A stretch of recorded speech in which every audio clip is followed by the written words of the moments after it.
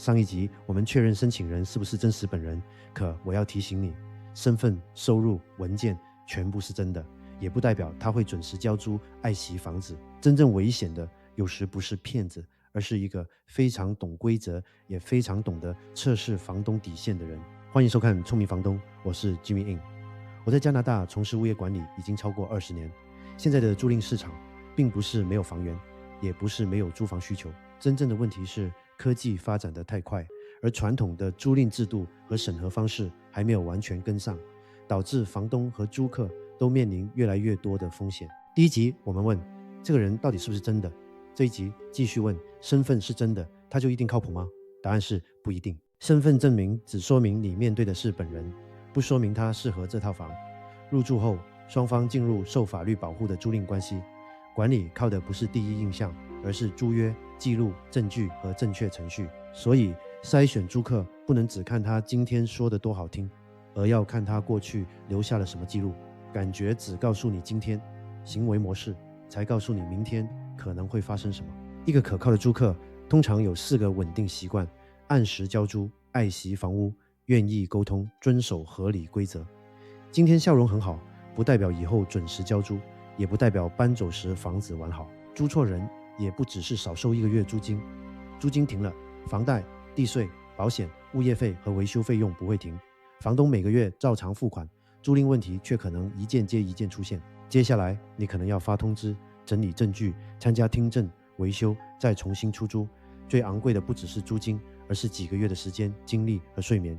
空置是短痛，租错人是慢性内伤。还有一类高风险申请人，非常熟悉程序，入住前资料整齐，回复迅速，入住后却可能拖欠租金，反复施压，甚至利用程序拖延处理。我来讲一个典型案例。一名申请人收入看起来不错，资料齐全，推荐人给出的评价也很好。他支付了首月租金和押金后，房东认为风险不大，很快便交出了钥匙。然而入住不久后，他开始频繁投诉房屋存在各种问题，以影响正常居住为由拒交租金，沟通也变得越来越困难，房屋还出现了损坏。由于房东事前没有进行严格核实，最终不仅要面对欠租和听证，还要承担清洁、维修及房屋空置造成的损失。即使听证结果对房东有利，也不代表可以立即追回全部欠款。这个案例说明，资料包装得再漂亮，也不等于这个人具有可靠的行为和履约能力。一个反常情况可能有合理解释，但一连串反常情况放在一起就是警报。例如急着入住却拒绝查信用和推荐，收入很高，银行进账却对不上。每一位前房东都是坏人，他自己永远没有责任。筛选租客不是寻找一个完美的人，而是寻找一个资料一致、风险能够解释，也真正适合这套房的人。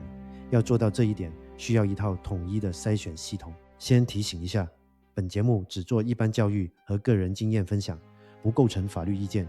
各地规定和个案不同，也可能更新。实际操作前，请查阅当地最新官方资料，并向当地持牌物业经理或合资格专业人士确认，不要只根据本节目做出决定。第一步，先写好标准，再看申请人。标准可以包括支付能力、信用记录、租住历史、入住人数、宠物、吸烟情况和房屋管理规则。每一位申请人都用同一把尺，既专业也公平。第二步，看房前先做基本沟通，可以问什么时候入住、为什么搬家、几个人住、有没有宠物、收入范围是否合理，以及是否愿意授权信用和推荐核实，这样可以节省双方时间。正常申请人资料未必完美，但通常愿意配合解释。若对方不断催交钥匙、拒绝核实，甚至用现金让你跳过程序，就不要因房子空置而心软。单一行为不是结论，要结合全部资料。第三步，做3角核对：信用、收入和租住历史。信用反映过去怎样管理财务，收入反映现在及未来有没有支付能力，租住历史则反映他过去怎样履行租客责任。新移民、留学生、持工作签证的人可能没有完整的加大信用记录，材料也会不同，不能因此直接否定。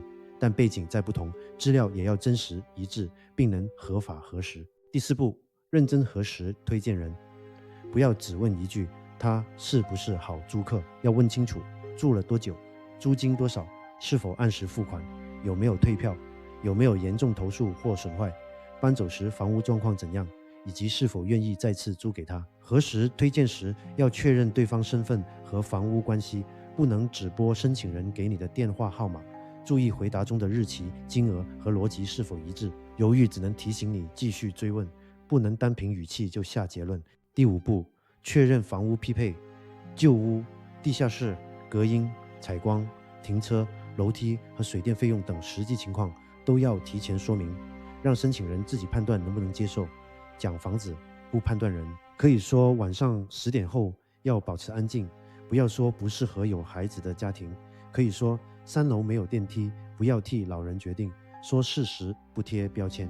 第6步，观察申请过程，并在交钥匙前讲清租约，交文件是否及时，解释是否一致，沟通是否尊重程序，都会反映未来的合作。租金、日期、入住人、费用、宠物、停车、吸烟、维修、入屋通知、安静时间和物业规定都要说明。没有获选的申请人也应按合法、客观、可核实的资料做决定，并留下简单记录。不要因为外貌、族裔、家庭状况或其他受法律保护的个人特征拒绝。统一标准，既保护房东，也尊重申请人。最后记住3个匹配：身份匹配，他是不是本人；财务匹配，他有没有能力和记录按时交租；房屋匹配，他是否了解并接受这套房。理想租客不是最完美的人，而是资料最一致、风险最清楚、与房屋最匹配的人。身份真实只是第一关，习惯决定风险，系统决定结果。下一集我们聊为什么对租客太随意、界限不清，一句没问题也可能变成法律麻烦。我是 Jimmy， 我们下期见。关注、订阅、分享，专业房东从正确的系统开始。